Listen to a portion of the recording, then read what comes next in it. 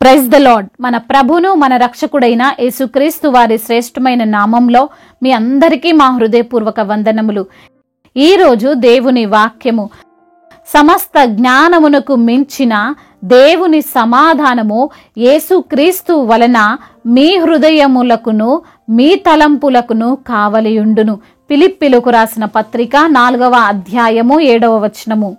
The peace of God which surpasses all understanding will guard your hearts and your minds in Christ Jesus. Philippians chapter 4 verse 7. ఈ రోజుకు గాను దయగల దేవుడు మనకు అనుగ్రహించిన వాక్య భాగమును బట్టి ధ్యానించుకుందాము. ప్రభునందు ప్రియమైన సహోదరి సహోదరులారా, ఈ లోకంలో ఏది ఉన్నా ఏది లేకపోయినా జీవించగలము. అంటే ధనము, ఆస్తి, అంతస్తులు, ఉద్యోగాలు, వ్యాపారాలు, కుటుంబము, ఇల్లు, వివాహము, పిల్లలు, ఇలా ఈ లోక సంబంధమైనవి మనకు ఉన్నా లేకపోయినా జీవించగలం. వాటితో పెద్ద ప్రాబ్లం అయితే ఉండదు. కానీ హృదయములో నెమ్మది, సమాధానము లేకపోతే ఎన్ని ఆస్తులు, అంతస్తులు ఉన్నా వ్యర్థమే, హాయిగా జీవించలేము. మనం ఆలోచన చేస్తే పెద్ద పెద్ద సెలబ్రిటీలు ఆత్మహత్య చేసుకుంటున్నారు. చిన్న చిన్న ఉద్యోగస్తులు, పేదవారు కూడా ఆత్మహత్య చేసుకుంటున్నారు.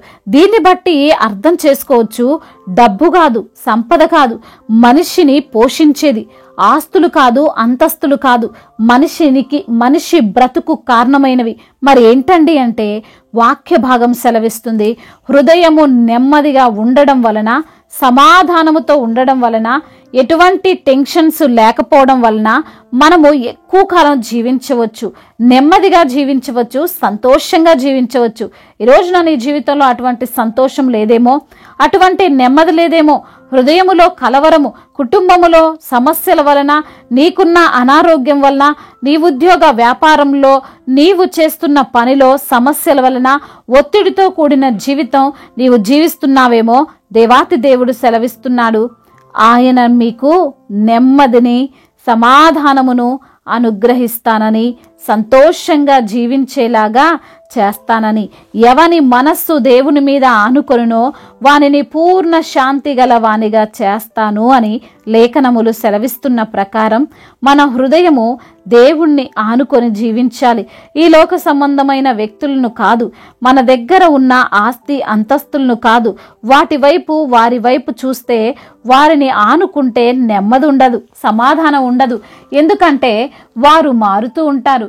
ఈ లోకపరమైన సంపదలు తరిగిపోతాయి. కానీ మనము నమ్మిన యేసయ్య మారనివాడు, తరగనివాడు. ఆయనపై నీ హృదయమును ఆనుకొని జీవించు, సమాధానమును, నెమ్మదిని నీకు వస్తుంది.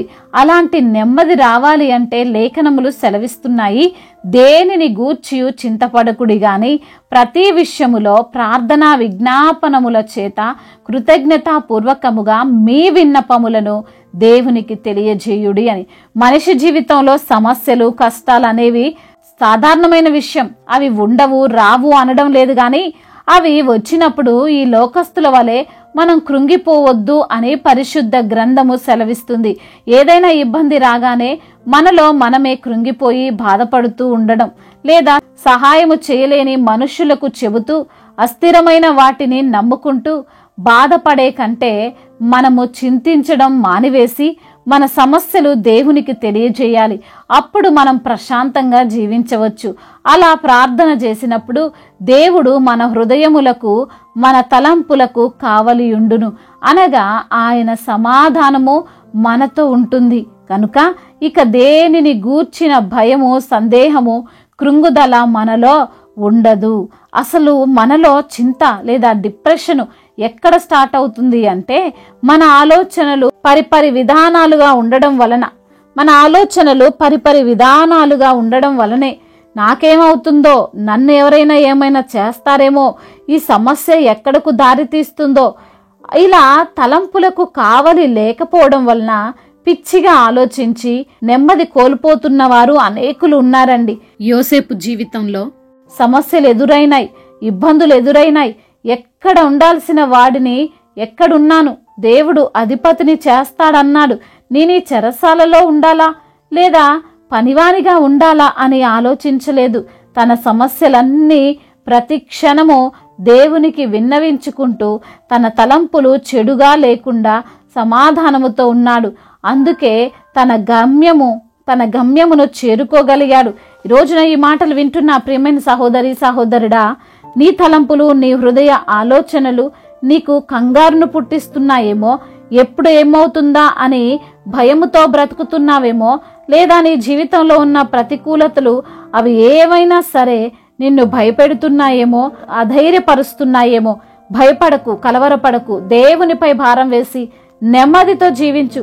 యేసుక్రీస్తు వారిని ఆశ్రయించి నీ యొక్క డిప్రెషన్లో నుండి బయటికి రా. అన్నీ దేవుడే చూసుకుంటాడు. ఆయన సర్వశక్తిమంతుడు, ఆయన నిత్య సహాయకుడు అని గ్రహించి ఈ లోక జీవితంలో సమాధానముతో ప్రశాంతముగా ఉండి ముందుకు సాగు. దేవుడి మాటలను దీవించి మన హృదయములో ఫలింపచేయునుగాక. వాక్య భాగమును బట్టి ప్రార్థించుకుందాము. ప్రతి ఒక్కరు కూడా ప్రార్థనలో ఏకీభవించగలరు. ప్రార్థన. సర్వశక్తిమంతుడవైన దేవ, సకల ఆశీర్వాదములకు కారణభూతుడా, ప్రేమగల తండ్రి, జాలిగల దేవ, కరుణగల తండ్రి, మీకు వందనములు, స్తుతులు, స్తోత్రములు చెల్లిస్తున్నాము తండ్రి. అవును ప్రభువా, అయా మేము అజ్ఞానులముగా కాకుండా జ్ఞానుల వలె మేము నడుచుకోవడానికి సమాధానముతో సంతోషముతో మేము ఉండాలని అయా ఈ రోజున వాక్యము ద్వారా మీరు మాతో మాట్లాడారు. అవును ప్రభువా, నెమ్మది లేని స్థితిలో ఎందరో బిడ్డలు ప్రభువా వారి యొక్క కుటుంబంలో, వారి యొక్క జీవితంలో ఎంతో మంది ప్రభువా అనుభవిస్తున్నారు. సంతోషము లేనటువంటి పరిస్థితులను వారు అనుభవిస్తున్నారు. కానీ ప్రభువా, మీరు సమస్త జ్ఞానమునకు మించినటువంటి మీ యొక్క సమాధానమును మా హృదయములో, మా తలంపులలో ఉంచి మమ్మల్ని నడిపిస్తారని వాక్యము ద్వారా మీరు సూటిగా తేటగా మాతో మాట్లాడారు. మమ్మల్ని ధైర్యపరిచి బలపరిచారు. అందును బట్టి మీకు స్తోత్రములు చెల్లిస్తున్నాము. ఎందరైతే బిడ్డలు ఈ రోజున వారికి ఉన్న కష్టాలను బట్టి, వారికి ఉన్న శ్రమలను బట్టి, వారికి ఉన్న వేదనలను బట్టి దిగులు చెందుతున్నారో ఆ కష్టాలన్నిటిలోంచి విడుదల దయచండి. శ్రమలన్నిటిలో నుంచి విడుదలను అనుగ్రహించండి. శోధనలన్నిటి నుంచి తప్పించండి. అనారోగ్యముతో బాధపడుతున్న ప్రతి బిడ్డకు మీరే తోడుగా ఉండండి. సంపూర్ణ ఆరోగ్యమును, స్వస్థతను మీరు అనుగ్రహించండి. ఆర్థిక సమస్యలను కొట్టివేయండి. రుణ భారాల నుండి విడుదలను అనుగ్రహించండి. ఉద్యోగము లేని బిడ్డలకు మంచి ఉద్యోగాన్ని దయచేయండి. కాంపిటేటివ్ ఎగ్జామ్స్ కు ప్రిపేర్ అవుతున్న బిడ్డలకు మంచిగా రాయడానికి మీరు సహాయం చేయండి. వారు అనుకున్న జాబు, వారు అనుకున్నటువంటి ఆ గోల్ వాళ్ళు రీచ్ కావడానికి సహాయం చేయండి. అదేవిధంగా నా ప్రభ, ఎందరైతే బిడ్డలు ఈ రోజు నా తండ్రి కోర్టు సమస్యలతో, ల్యాండ్ సమస్యలతో ఇబ్బందులు పడుతున్నారో ఆ సమస్యలన్నిటి నుంచి విడుదల దయచేయండి. అయా వారి పక్షాన మీరే ఉండి వాద్యమాడి వారిని గెలిపించమని బ్రతిమిలాడుకుంటున్నాం.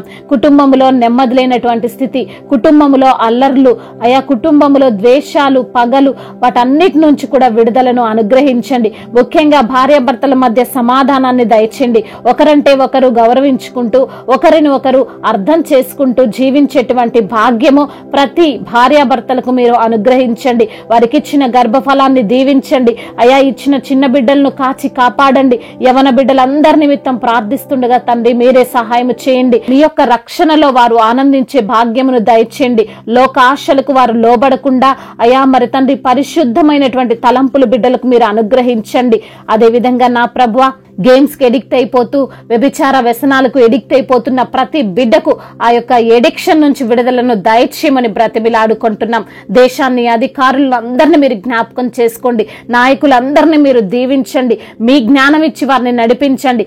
దేశం ఎలా అభివృద్ధి పరచాలో, దేశాన్ని ఏ విధంగా అయా ముందుకు తీసుకువెళ్లాలో మీ యొక్క పరిశుద్ధమైన తలంపులను అయా ప్రతి ఒక్క అధికారికి మీరు దయచేయమని బ్రతిమిలాడుకుంటున్నాం. అదే విధంగా నా ప్రభువా, ఎందరైతే బిడ్డలు ఈ రోజు వివాహాల విషయంలో మీ సన్నిధిని మొరపెడుతున్నారు, వారి మొరను మీరు ఆలకించండి. వివాహం అన్ని విషయాల్లో ఘనమైనది అంటున్నారు తండ్రి. ఘనమైన కార్యాన్ని మీరే జరిగించండి తండ్రి. అదేవిధంగా వృద్ధులను మీరు బలపరచండి. చంటి బిడ్డలను కాచి కాపాడండి. సంతానము లేని బిడ్డల కొరకు ప్రార్థిస్తున్న వారి సంతానాన్ని దయచేయండి. అయా దైవజనులకు మీరు తోడుగా ఉండండి నా ప్రభువ. సువార్థికులను మీరు బలపరచండి ప్రభు. వారిపైకి వస్తున్న విభేదాలు, ఆటంకాలు, అవమానాలన్నింటినీ కూడా ఆశీర్వాదంగా మార్చమని బ్రతిమిలాడుకుంటున్నాం. అదేవిధంగా అదేవిధంగా చేతి పని చేసుకుంటున్న వారిని దీవించండి అయా. వ్యాపారాలు చేసుకుంటున్న వారిని మీరు ఆశీర్వదించండి అయా. ఎటువంటి నష్టము వారికి కలగకుండా మీ యొక్క కృప చేత వారిని జ్ఞాపకం చేసుకొని మీ మెండైన దీవెనలు ప్రతి బిడ్డ పైన కుమ్మరించమని బ్రతిమిలాడుకుంటూ, ఇంకా ఇతర దేశాల్లో ఉంటున్న బిడ్డలు, ఇతర రాష్ట్రాల్లో ఉంటున్న బిడ్డలందరికీ మీ యొక్క కాపుదల దయచేయమని, ప్రయాణాల్లో ఉన్న ప్రతి బిడ్డకు మీరు తోడై ఉండమని, వారి ప్రయాణము సుఖవంతంగా జరుగునట్లుగా కృప చూపించమని, ఎబినేజరు అయిన యేసుక్రీస్తు వారి నామంలో ఈ ప్రార్థనను అడిగి వేడుకొని పొందుకొని ఉన్నాము మా ప్రియ పరలోకపు తండ్రి. ఆమేన్. ఈరోజు పెళ్లి రోజు మరియు పుట్టినరోజు జరుపుకున్న వారందరినీ దేవుడు దీవించి సకల మేలులతో, ఆశీర్వాదములతో, కృపా క్షేమములతో, శాంతి సమాధానముతో దేవుడు మిమ్మల్ని నింపునుగాక. మీ యొక్క ప్రార్థన అవసరతలను మాకు తెలియజేయగలరు. మీ కొరకు మేము తప్పక ప్రార్థిస్తాము. మొదటిసారిగా మన యొక్క ఆదరణ వాక్యం చూస్తున్నట్లయితే తప్పకుండా సబ్స్క్రైబ్ చేసుకోగలరు. ఈ వాక్యం మీకు ఆశీర్వాదకరంగా ఉండినట్లయితే అనేకులకు కూడా ఈ వాక్యాన్ని పంపి మీరు కూడా దేవుని యొక్క రాజ్య సువార్తలో పాలిభాగస్తులు కావాలని దేవుని పేరిట మనవి చేసుకుంటున్నాను. May God bless you all. దేవుడు మిమ్మల్ని బాహుగా దీవించి ఫలింపచేయునుగాక.